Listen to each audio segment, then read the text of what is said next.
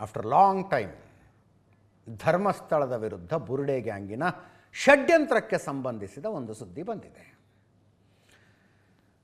ಹೈಕೋರ್ಟ್ನಲ್ಲಿ, ಕರ್ನಾಟಕ ಹೈಕೋರ್ಟ್ನಲ್ಲಿ ಒಂದು ಅರ್ಜಿ ಸಲ್ಲಿಕೆಯಾಯಿತು.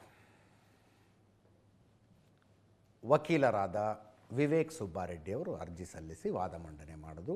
ಅರ್ಜಿ ಸಲ್ಲಿಸಿದ ವ್ಯಕ್ತಿ, ರಿಟ್ ಅರ್ಜಿ ಇದು, ಸಲ್ಲಿಸಿದ ವ್ಯಕ್ತಿ ಚಿನ್ನಯ್ಯ. ಧರ್ಮಸ್ಥಳದಲ್ಲಿ ಧರ್ಮಾಧಿಕಾರಿಗಳು ಮತ್ತು ಅವರ ಆಪ್ತರ ಒತ್ತಾಯ, ಬೆದರಿಕೆ, ಪ್ರಾಣ ಬೆದರಿಕೆಯ ಕಾರಣಕ್ಕಾಗಿ ನಾನು ನೂರಾರು ಸಾವಿರಾರು ಹೆಣಗಳನ್ನು ಹೂತು ಬಿಟ್ಟಿದ್ದೀನಿ ಅಂತ ಏನು ಬಂದಿದ್ನಲ್ಲ, ಇದೇ ಚಿನ್ನಯ್ಯನ ಅರ್ಜಿ. ಪಾಪ ಪ್ರಜ್ಞೆ ತಾಳಿಕೊಳ್ಳುವುದಕ್ಕಾಗದೆ ನಾನು ತಪ್ಪೆಪ್ಪಿಕೊಳ್ಳೋದಕ್ಕೆ ಬಂದಿದ್ದೀನಿ ಅಂದಿದ್ದ ಚಿನ್ನಯ್ಯ. ಆತನ ಅರ್ಜಿಯನ್ನು ಓದ್ತಾ ಇದ್ದರೆ ಇಡೀ ಷಡ್ಯಂತ್ರ ಎಳೆ ಎಳೆಯಾಗಿ ಬಿಡಿಸಿಟ್ಟಿದ್ದಾನ ಆತ, ಎಳೆ ಎಳೆಯಾಗಿ. ಅದರ ಪೈಕಿ ಬಹುತೇಕ ಅಂಶಗಳು ಏಷ್ಯಾನೆಟ್ ಸುವರ್ಣ ನ್ಯೂಸೇ ತಿಳ್ಕೊಂಡು ಹೇಳಿತ್ತು ನಿಮಗೆ. ಆತ ಹೇಳ್ತಾನೆ, ನನ್ನ ಪಾಡಿಗೆ ನಾನು ಹೆಂಗೋ ಉಪಜೀವನವನ್ನು ನಡೆಸ್ಕೊಂಡಿದ್ದೆ, ಒಂದು ಟೆಕ್ಸ್ಟೈಲ್ ಫ್ಯಾಕ್ಟ್ರಿಲಿ ಕೆಲಸ ಮಾಡ್ಕೊಂಡಿದ್ದೆ, ಉಜಿರೆ ಗ್ರಾಮ ಪಂಚಾಯಿತಿಯಲ್ಲಿ ಕೆಲಸ ಮಾಡ್ತಾ ಇದ್ದ ನಮ್ಮಕ್ಕ ಇಲ್ಲಿ ಕೆಲಸ ಇದೆ ಬಾ ಅಂತ ಕರೆದಿದ್ದಕ್ಕೆ ಅಲ್ಲಿಗೆ ಹೋದೆ. ವಿಠ್ಠಲಗೌಡ ಅಚಾನಕ್ಕಾಗಿ ನನಗೆ ಎದುರಿಗೆ ಸಿಕ್ಕು, ಅರೆ ನೀನು ಚಿನ್ನಯ್ಯ ಅಲ್ವಾ ಅಂತ ಹೇಳಿ ತಿಮ್ರೋಡಿ ಮನೆಗೆ ಕರ್ಕೊಂಡೋದ. ಆ ತಿಮ್ರೋಡಿ, ನೀನು ಹೆಣ ಉಳ್ತಾ ಇದ್ದೆ ಅಲ್ವಾ ಅನಾಥ ಶವಗಳನ್ನು, ಅವು ಕೊಲೆಯಾದ ಶವಗಳು ಅಂತ ಹೇಳು ಅಂತ ನನ್ನನ್ನು ಕೂಡಿಸ್ಕೊಂಡು ಫೋಟೋ ತೆಗೆಸಿ ಟೀ ಕಾಫಿ ಕೊಟ್ಟು ಕೈಗೊಂದಷ್ಟು ದುಡ್ಡು ಕೊಡಕ್ಕೆ ಬಂದ. ನಾನು ಬೇಡ ಬೇಡ ಅಂದರು, ದುಡ್ಡು ಕೊಟ್ಟ. ಅದಾದ ನಂತರ ಏನೇನಾಯಿತು ಅನ್ನೋ ಎಲ್ಲ ವಿವರಗಳನ್ನು ಹೇಳ್ತಾ ಹೋಗಿದ್ದಾನೆ ಆ ಪ್ರಕರಣದಲ್ಲಿ. ಈಗ ಈತನ ಮನವಿ ಏನು? ಧರ್ಮಸ್ಥಳದ ವಿರುದ್ಧ, ಧರ್ಮಾಧಿಕಾರಿಗಳ ವಿರುದ್ಧ ಒಂದು ಷಡ್ಯಂತ್ರ ಆಯಿತು ಸ್ವಾಮಿ. ಆ ಷಡ್ಯಂತ್ರದ ಭಾಗ ನಾನಾಗಿದ್ದೆ, ಸೂತ್ರಧಾರರು ಉಳಿದವರಿದ್ದರು. ಷಡ್ಯಂತ್ರದ ಒಂದು ಅಂಶವಾಗಿದ್ದ ನಾನು ಜೈಲಿಗೆ ಹೋದೆ, ನನ್ನ ಮೇಲೆ ಕೇಸಾಯಿತು, ಎಲ್ಲ ಆಯಿತು. ಸೂತ್ರಧಾರರು ಇನ್ನೂ ಹೊರಗಡೆನೆ ಓಡಾಡ್ಕೊಂಡಿದ್ದಾರಲ್ಲ, ಅವ್ರಿಗೇನೂ ಇಲ್ವಾ ಅಂತ ಕೇಳ್ತಾ ಇದ್ದಾನೀತ. ಈ ಪ್ರಶ್ನೆಯನ್ನು ಸಮಾಜ ಕೇಳಬೇಕಾಗಿತ್ತು, ಅಟ್ಲೀಸ್ಟ್ ಚಿನ್ನಯ್ಯನಾರು ಕೇಳ್ತಾ ಇದ್ದಾನಲ್ಲ, ಸೊಸೈಟಿ ಕೇಳಬೇಕಾಗಿತ್ತು ಈ ಪ್ರಶ್ನೆನ.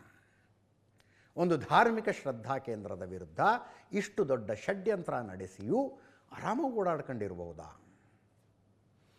ಲಕ್ಷಾಂತರ ಜನ ನಡೆದುಕೊಳ್ಳುವಂಥ, ಭಯ ಭಕ್ತಿಯಿಂದ ಗೌರವಿಸುವಂಥ ಒಂದು ಧಾರ್ಮಿಕ ಕ್ಷೇತ್ರದ ವಿರುದ್ಧ ಷಡ್ಯಂತ್ರದ ಸೂತ್ರಧಾರರು ತಮಗೇನೂ ಆಗಿಲ್ಲ ಅನ್ನೋ ಒಂದು ಸಮಾಜದಲ್ಲಿ ಓಡಾಡ್ಕೊಂಡಿರಬಹುದಾ ಅನ್ನೋ ಪ್ರಶ್ನೆನ ಸಮಾಜ ಕೇಳಬೇಕಾಗಿತ್ತು. ಅಟ್ಲೀಸ್ಟ್ ಚಿನ್ನಯ್ಯ ಕೇಳ್ತಾ ಇದ್ದಾನೆ.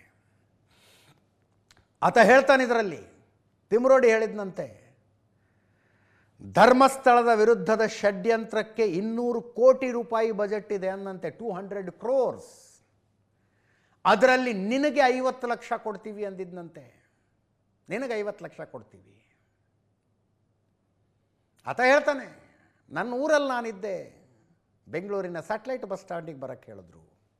ಅಲ್ಲಿಂದ ನನ್ನನ್ನು ಬೆಂಗಳೂರಿನಲ್ಲಿ ಜಯಂತ್ ಮನೆಗೆ ಕರ್ಕೊಂಡು ಹೋದರು. ಒಂದು ಬಾಕ್ಸ್ನಲ್ಲಿ ಒಂದು ಬುರುಡೆ ಇತ್ತು, ಅದನ್ನು ನನ್ನ ಕೈಗೆ ಕೊಟ್ಟು ವಿಡಿಯೋ ತೆಗೆಸಿ ಫೋಟೋ ತೆಗೆದ್ರು.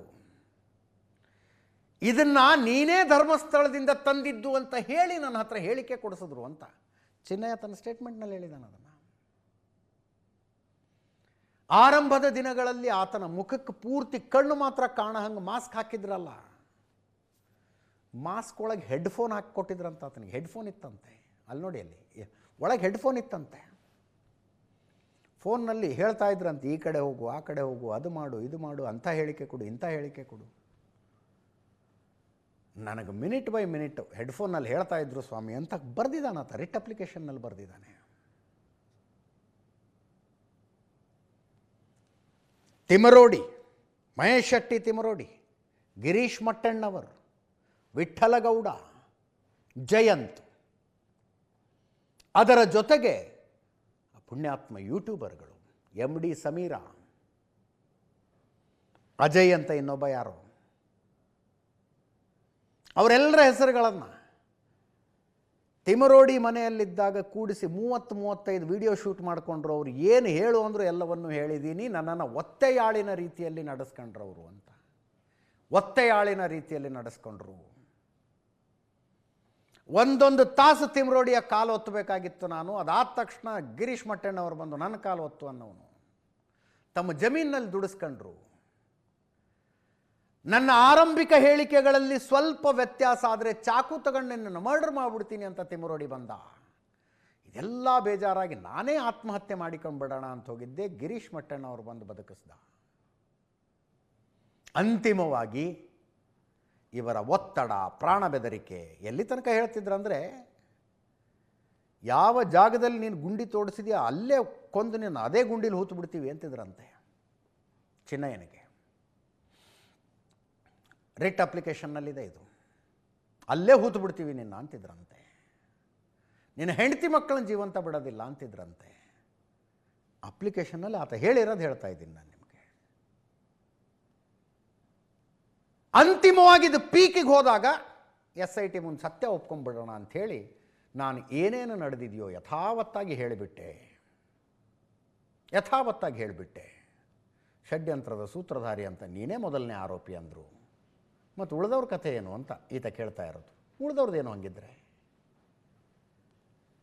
ವಿಮಾನದಲ್ಲಿ ಈತನನ್ನು ದಿಲ್ಲಿಗೆ ಕರ್ಕೊಂಡೋದ್ರು. ಜಯಂತ ಟ್ರೈನ್ನಲ್ಲಿ ತಲೆಬುರುಡೆ ತಗೊಂಡು ದಿಲ್ಲಿ ತನಕ ಬಂದಿದ್ದಂತೆ. ಸುಪ್ರೀಂ ಕೋರ್ಟಿಗೆ ತಗೊಂಡು ಹೋಗ್ಬೇಕು ತಲೆಬುರುಡೆ ಅಂತ. ವಕೀಲರು ಬೈದ್ರಂತೆ, ಸುಪ್ರೀಂ ಕೋರ್ಟಿಗೆ ಇಂಥದ್ದೆಲ್ಲ ಮಾಡಿದರೆ ಉಗಿದು ಆಚೆಗಟ್ತಾರೆ ಅಂತ. ಅಲ್ಲಿಂದ ಇಲ್ಲಿಗೆ ಬಂದರು. ಗಿರೀಶ್ ಮಟ್ಟಣ್ಣವರು ಒಂದು ಸಲ ಫೋನ್ ಮಾಡಿ, ಈತ ತಮಿಳಲ್ಲ, ತಮಿಳಿನ ಜನಪ್ರಿಯ ನಟ ಪ್ರಕಾಶ್ ರಾಜ್ ಮಾತಾಡ್ತಾರೆ ಅಂತ ಫೋನ್ ಕೊಟ್ಟನಂತೆ ಗಿರೀಶ್ ಮಟ್ಟಣ್ಣವರು. ಪ್ರಕಾಶ್ ರಾಜ್ ಹೇಳಿದ್ರಂತೆ, ಮಟ್ಟಣ್ಣವರು ಹೆಂಗೆ ಹೇಳ್ಕೊಡ್ತಾರೆ ಹಾಗೆ ಸ್ಟೇಟ್ಮೆಂಟ್ ಕೊಟ್ಟುಬಿಡಪ್ಪ, 29ನೇ ತಾರೀಕು ಬರ್ತೀನಿ, ನಿನ್ನ ತಬ್ಕತೀನಿ ನಾನು ಅಂತ ಪ್ರಕಾಶ್ ರಾಜ್ ಹೇಳಿದ್ರಂತೆ. ಯಾರಿಗೂ ಇಲ್ಲದೆ ಇರೋ ಶಿಕ್ಷೆ ನನಗೆ ಯಾಕೆ ಅಂತ ಚಿನ್ನಯ್ಯ ಕೇಳ್ತಾ ಇದ್ದಾನೆ. ಪ್ರಶ್ನೆ ವ್ಯಾಲಿಡ್ ಆಗಿದೆ ಅಲ್ವಾ? ನೋಡೋಣ ಹೈಕೋರ್ಟ್ ಏನು ಹೇಳುತ್ತೆ. SITಗೆ ನೋಟಿಸ್ ಕೊಟ್ಟಿದ್ದಾರೆ. SIT ಇನ್ನೂ ಅಂತಿಮ ವರದಿಯನ್ನೇ ಸಲ್ಲಿಸಿಲ್ಲ ಈ ಪ್ರಕರಣದಲ್ಲಿ. ನೋಡೋಣ ಹೈಕೋರ್ಟ್ ಮುಂದೆ ಬಂದು SIT ಏನು ಹೇಳುತ್ತೋ. ಇದರೊಂದಿಗೆ ಇವತ್ತಿನ ನ್ಯೂಸ್ ಅವರು ಮುಗಿಸ್ತಾ ಇದ್ದೀವಿ. ನೇರ ದಿಟ್ಟ ನಿರಂತರ ಸುದ್ದಿಗಾಗಿ ನೋಡ್ತಾ ಇರಿ ಏಷ್ಯಾನೆಟ್ ಸುವರ್ಣ ನ್ಯೂಸ್.